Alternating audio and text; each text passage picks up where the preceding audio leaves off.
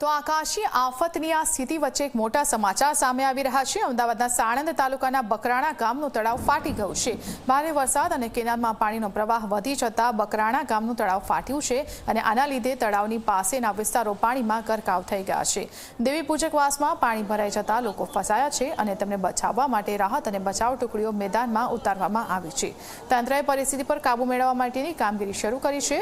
ઝી 24 કલાક સાથેની વાતચીતમાં બકરાણા ગામના સરપંચ ગજેન્દ્રસિંહ વાઘેલાએ કહ્યું કે તળાવ ફાટતા આ સ્થિતિ સર્જાય છે। ગામના ખેતરો અને આસપાસ જ્યાં જુઓ ત્યાં પાણી જ પાણી ભરાઈ ગયું છે।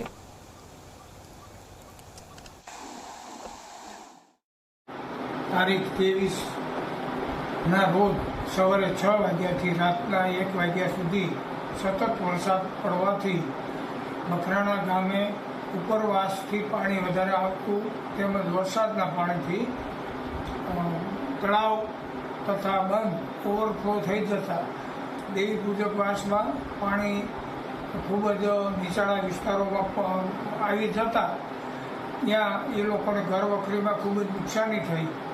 પછી ગામના સદસ્યો, પંચાયત સદસ્યો તથા ગ્રામ્યજનો અગ્રણીઓ જઈ અને દેવી પૂજકોને આશ્વાસન આપી અને ત્યાંથી સ્થળાંતર જરૂર પડે તો કરવા વિનંતી કરી અને એમને યોગ્ય સહકાર આપવાની સરકાર પાસે વિનંતી કરશે તેવા આદેશથી એ લોકોને સંતોષ આપ્યો।